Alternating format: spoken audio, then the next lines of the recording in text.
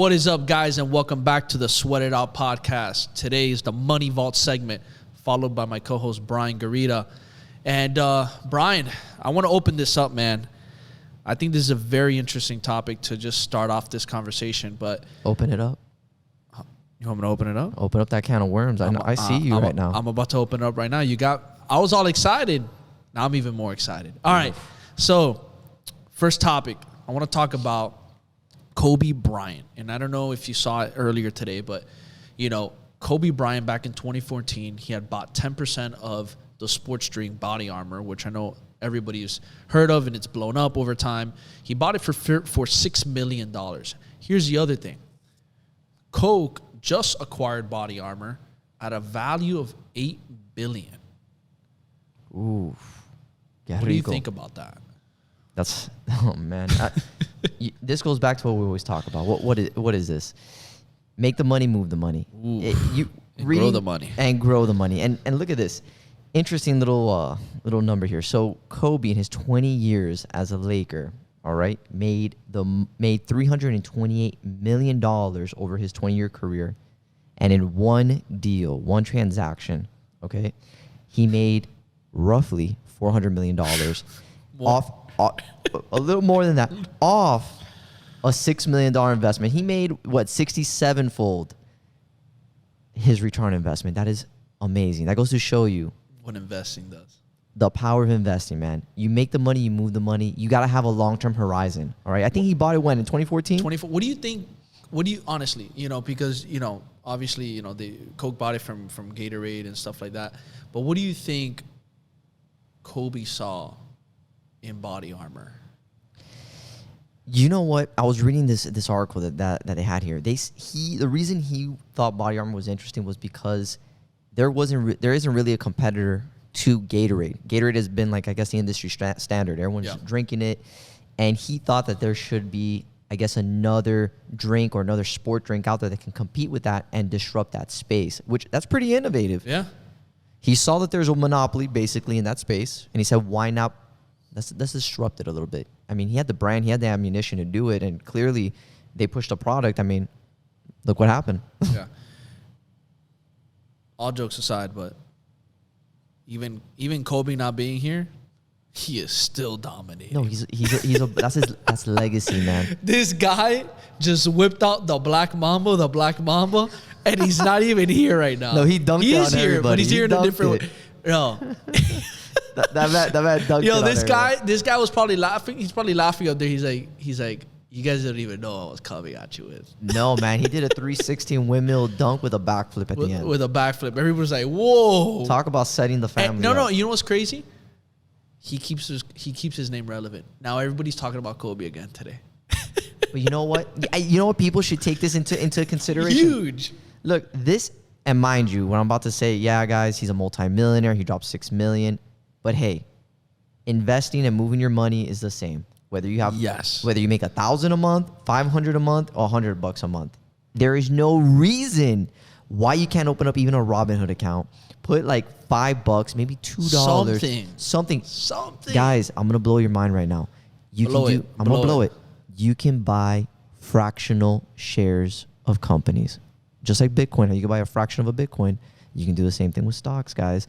Don't sleep on this, because one day those little pennies, those little dollars that you're putting in there, I don't know if you'll wake up like Kobe's family. Tell us a story, though. What do you say is something interesting you've seen from your experience from those fractional investments? From those fractional, Anthony, just like what we talk about and everyone else here, it's the power of compound. The compound effect. If you stick with it long enough, yes, it's gonna go down, up, but you want to keep your money moving. Because if you leave in the bank account what's happening, you're losing it. Inflation's coming. You are losing it. Especially now.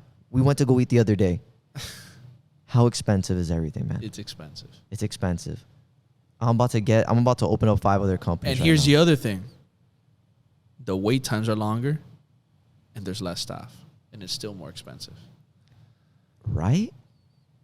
Lower quality, and it's even more expensive. Lower quality, more expensive, and that's the thing, guys. When you have inflation, that is the hidden arm or the ghost or vampire, whatever you want to say, that's just sucking your money.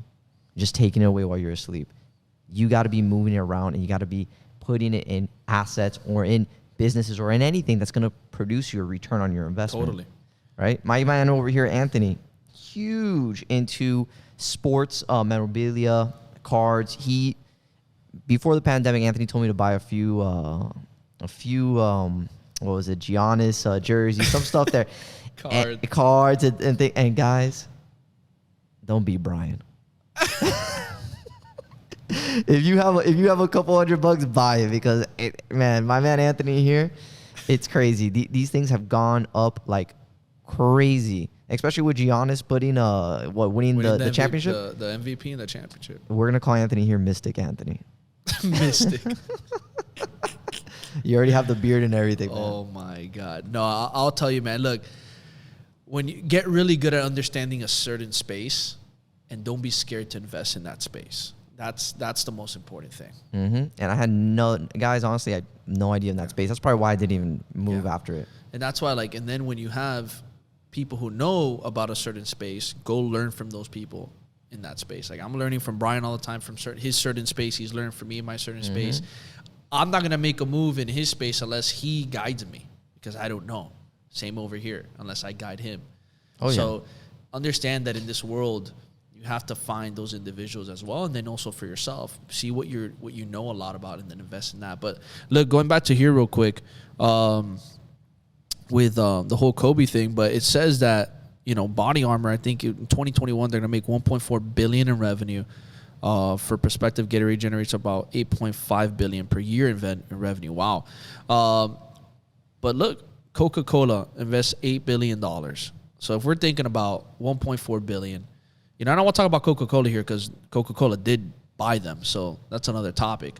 So for Coca-Cola, where do you think the big edge is on here for Coca-Cola coming in and buying BodyArmor for $8 billion, a company that's generating $1.4 billion? I think it's kind of like similar to the same play that Apple did when they bought out the Beats, right? They want to take over a market. They want to really disrupt it. Who owns Gatorade? You know what? I'm curious to see who owns Gatorade. Let's look it up. You got it? You got it, or you got it? Yeah, I got it right here. Does Gatorade own them? Pepsi. Ironic. No, ironic. Look at this.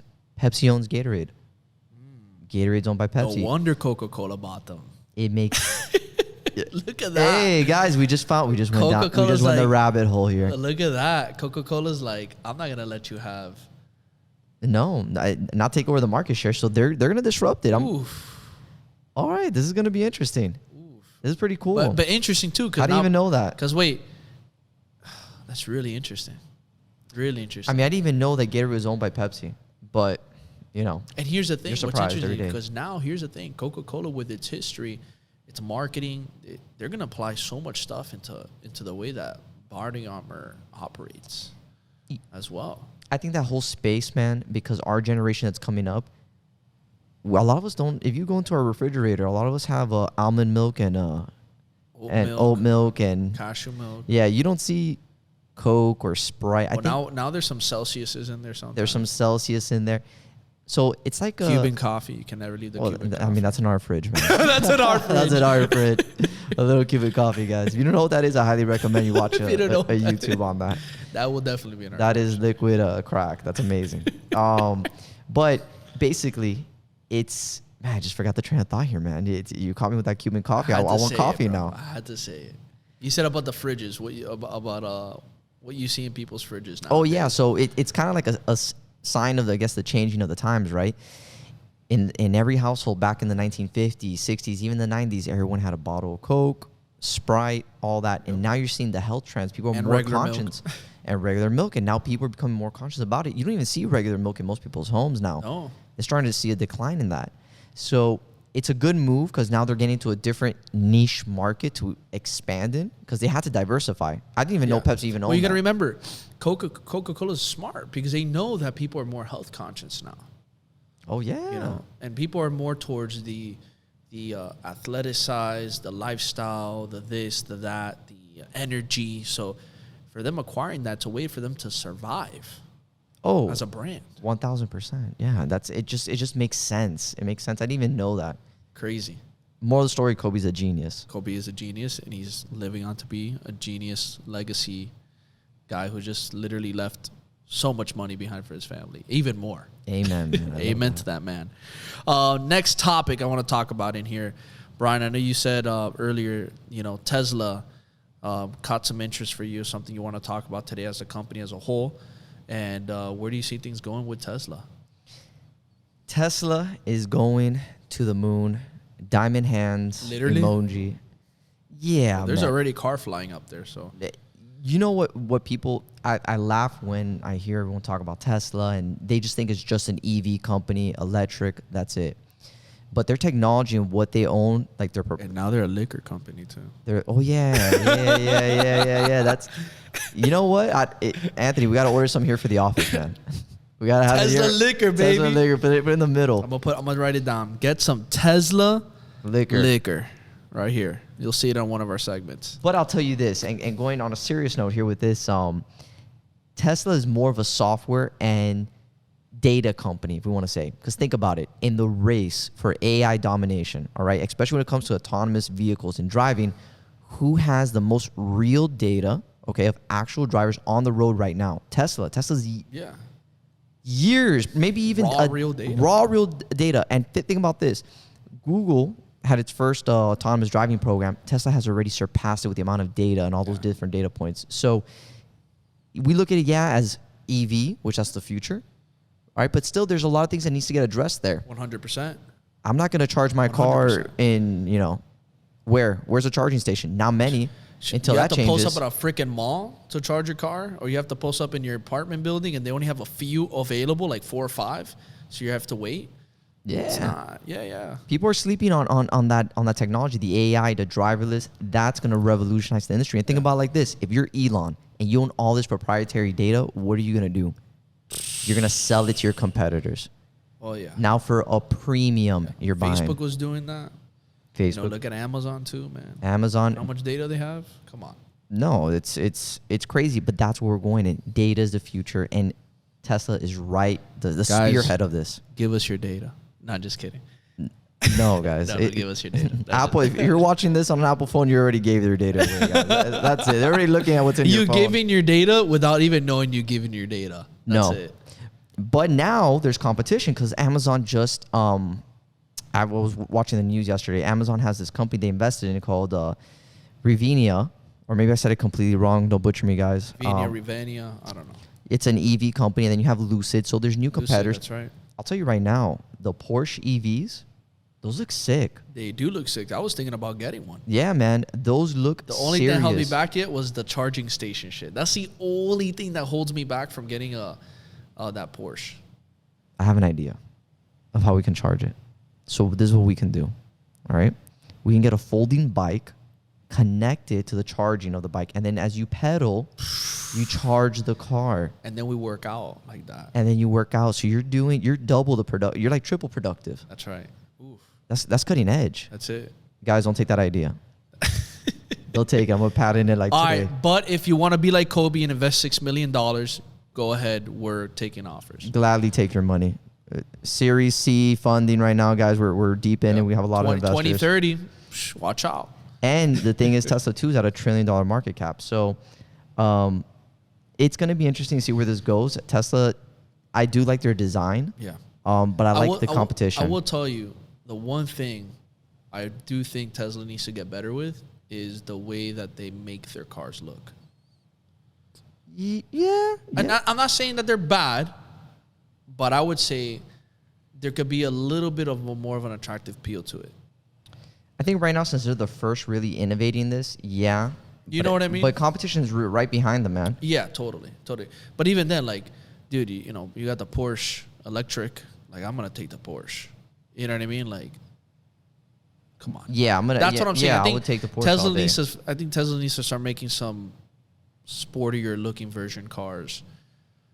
It's gonna come, man. It's competition. I know. They're probably testing right now. They're probably getting all that data, testing and just whack everybody in the face with this Tesla sports car. They're gonna consolidate the AI driverless technology space. It's coming. Wait, and then you got the owner who's surpassed Bezos, I think he has like 140 something $2 billion more than Bezos now. This guy broke like 335 billion. Yeah, but if Bezos didn't divorce his wife, he would be that would have been like another 100 million in the bag. 100 billion. Sorry, 100 billion. What am I saying? Million. 100 billion, in the bag. That's crazy. Yeah. Would have been neck and neck. Neck and neck. No, but let's see what ends up, man. I'm ready to buy a Tesla. I just need more charging stations. Yeah. And Brian wants them to take the data. Look, I'll be honest with you guys. I'm ready for this car to pick me up from work. That's literally and if I wake up, get to work, go to sleep while I'm driving. It records him doing podcasts. Records it, and it makes my life more efficient. Think how many hours you're in the car, stuck in traffic. Easily, some people in traffic for 2 hours. You could be doing so many things. When do you think that's really gonna happen? When do you see we're gonna see a big bump in like real self-driving cars that you can literally sit in the back seat and you could just do whatever you want. You can sleep, chill, work, listen to music, watch a movie. When do you think that's really going to start happening? Like, efficiently. I'm not talking about like, oh, we're seeing a little bit of it, but I mean like when it's like a norm. What do you think? Honestly, man, I think we're already there. I think the issue, or actually what's holding it back, is regulation. You know, when you have technology this cutting edge and public safety is top of mind, you don't want to be a politician that passes the law for this to happen. A whole bunch of shit happens. And everyone dies, you know? But that's what I'm saying. So when do you think this is really going to be? I think, honestly, by 10 years? Look, anything can change.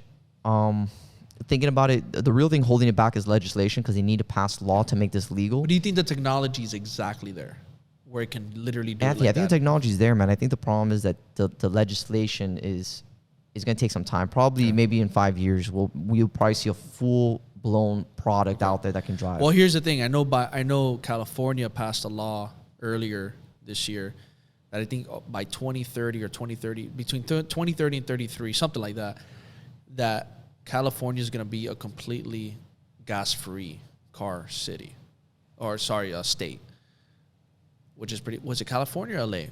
I think it was either California as a state or LA the city, one of the two. But I believe I know if you look it up, I'm pretty sure that's what they said, and they were going to only have electric cars. It's pretty wild. Yeah, good for them.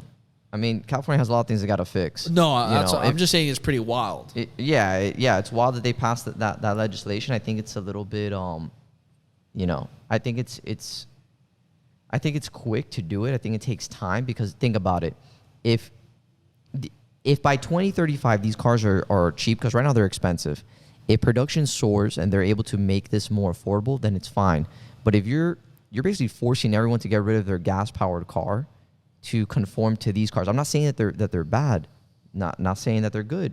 I'm just saying that I think putting like a deadline on it. The way that it should, my opinion is, if the product is that much superior, let the market determine that.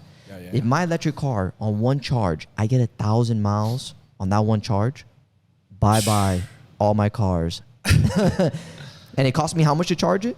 Yeah, $5. That's it. Now, we'll tell you this. For all those people at home who still own a gas car, or during around that time, I would say if you have a nice gas car, keep your nice gas car, because that gas car is going to be very, very expensive in the future. Oh, yeah, 100. Whoa. Huge demand. Huge. Well, demand for those collectors who like collecting in the future for those gas cars. So that's an investment in itself right there. So look at your car now. That's a gas car. Take care of it. Do whatever you got to do with it to maintain it, because who knows 20, 30 years from now how much that gas car is going to be as a classic. Yeah, that's going to be the next Pokemon cards you have right there. That is going to be the next Pokemon. That's Pokemon cards. That might be my Michael Jordan card. Or Charizard, man. Flaming holograph Charizard. Jeez. Your Toyota Corolla. Oh, my God. Love it.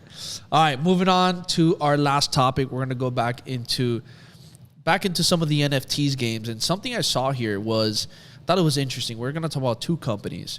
But I saw that Warner Brothers, coming out with the new Matrix movie, they're planning on launching NFTs. They're going to create 100,000 avatars, sold at $50 each, starting in November 30th. And on December 16th, all buyers will be able to choose a blue pill, which will keep the avatar in the Matrix, or a red pill, which will transform them into a resistant fighter. Which one do you choose, Brian? I choose the pill. Are you gonna stay in the Matrix, or are you gonna be a resistance fighter? Do I have the option to even step in the Matrix? Can I not be in it? I don't know. Well, that's what their NFT avatars sounds like. You know what? I'll take the red pill. Why not? Let's just ride that wave. The resistant fighter. Yeah. Put me in that party. Put me in that party, man. I'm ready for it. Ryan's about to resist. I'm about to resist the Matrix. Just the fact that you said, do we even have to get into the Matrix? I already know you're resisting. Yeah. I can't lie, guys. I'm red pilled right now. So what do you think about that? You know, $100,000 avatars sold at $50 each. Either this is the biggest Ponzi scheme that we're seeing in our lifetime, or this is something that's going to be a real thing. And then it scares me because there's so many things that need to be taken into account. I think that our government's pretty slow on what's happening right now. There's a digital revolution that's happening so fast. Yeah. And it's so fresh too. So fresh. And it's like we're in the Wild West when it comes to all this technology. And look, I'm a huge proponent of, small government, let everybody do their thing. But there has to be regulation here, because this could go down a crazy slope. Just think about how big this can get into. $50 for a guy in a universe. Not saying that I don't want this video to be played back like, oh, Brian's an old timer, But Brian's an old timer. Brian's an old timer, I'm a fossil. But Brian, let me ask you though. I think there needs to be more structure. Are you gonna buy a Matrix now? $50 avatar. The question for me is this: I'm not opposed to buying any of these things, but what is the utility of it? Yeah. Because if I spend $50 on, well, here's the thing that once it becomes once you're all out, that's it. There's no more. So. But then what stops somebody else to make another one? Well, here's the thing. That's like its own special. That's its own special universe. NFT. That's its own special universe. That right? NFT cannot be replicated. Ah, okay. The NFT. Here's the thing. And this is why I see a lot of with the trading cards, right? So trading cards, there's specific trading cards that do better than other trading cards. There's more general trading cards. There's more limited edition trading cards. There's trading cards that only come out 10 out of 10, 100 out of 100. So think about it. The one that's 10 out of 10, you have one of those 10. That's it. There's no other ones. That holds value, right? So in this case, it'll be 100,000 avatars. So after that, there's no more. So a demand creates for those avatars. So that $50 that those people invest in that one avatar, that avatar can easily go up to $1,000. Theoretically, yeah, it can go to $1 million. Even more. Yeah. So, and it can be replicated because in the blockchain, it codes it. It can be replicated. It's really interesting. You know what, man? I don't want to be the guy that's like, Anthony told me it's $50. Yeah, with the Giannis jersey. And then Brian's like, fuck. No, man, look. I had a few buddies of mine before Ethereum. What was this? Back in 2015, man, or 2016. I forgot when Ethereum first came out. Had a buddy of mine's good friend at the time, told me that let's buy some at the time. Yeah. Told me that, and he's still a good friend, keep good contact with. He's probably a multi-billionaire when it comes to crypto. Like I was a cutting edge on that. But I remember it was $8. Okay, Ethereum, $8. And I couldn't at that time. I'm a broke college kid, no idea what blockchain is, no idea of any of this thing was, and I could have put maybe a couple, maybe $1,000 into it, at least $1,000. What would it have been for you, bro, if you did 1,000 back then for Ethereum? Ah, man, right now I would have been driving around in a Bugatti, been partying up in Miami Beach, living the life. Nah, man, making NFTs, you know what I'll do? Buy my house, have it paid off, and just invest in businesses, right? Yeah. It's crazy to think about it. I did the numbers on the Bitcoin. I probably would have had over $4 million. Right? Insane. Yeah. So hey, $50. Well, speaking of insane, this is why I feel like there are shifts being made, because you're seeing big player companies getting into this stuff. And that's the next person I want to talk about here is McDonald's having their NFT. McDonald's stepping into the NFT world. And I just find it interesting because now you're seeing big brand names, and we're not talking about brands that are just recent, brands that have been around for years, and here they're saying how they're rolling out their McRib NFT, which is a limited collection. Get that McRib out of here. Get that McRib out of here. Get out of here. But here's the thing. What they're doing is they obviously don't have that anymore in their products. So people who, I guess, McDonald's lovers are going to want to get that McRib NFT and pretend like they're looking at it and eating it and enjoying it. I don't know. But all I know, Anthony, that's ridiculous. It is ridiculous. That's ridiculous. No. Get out of here, man. But this sounds Ponzi. No. But here's the thing. It's not about what they actually came out with. It's what gets me going is the fact that these big companies are getting involved in it. I'm not even talking about the NFT being the McRib and all that shit. What gets me is the fact that these big companies are wanting to get involved in the NFT world. And that's where I feel like when you start seeing trends of big companies getting involved, that's when you have to start paying a little bit of attention or some attention, because it lets you know there's something there that maybe you don't know, that they know, that they see ahead in the future.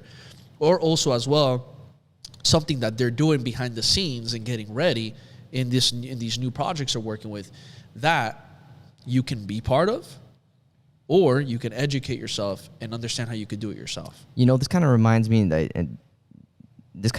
of when apps. Okay, so when Apple first came out with its iPhone, right?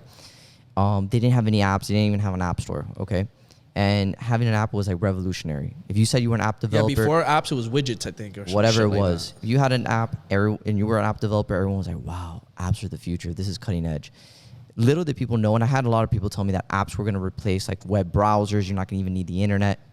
I still use Google. And fast forward to today, you use apps for what? To transfer or to move your certain, information to somebody. You know what I'm saying? Businesses use that app as a leverage, as an extender of their or as a tool. Of their services. Yeah. So possibly NFT might go down that route as like a lever into other things. Clearly, I'm not comparing an NFT to an app. Don't take that into what I'm saying, but kind of has like the same thing. I think it's very raw, and as it develops, we're going to see some interesting applications for it. So we're going to throw a little bit of money towards its way, or what? Yeah, why not, man? Let's throw a little bit in here. Who knows? We might create our own NFT. Yeah, sweat it out NFT. Oof. Yeah. Limited edition. We're only going to make 5. Anthony, 5's too much. We need to make only 2.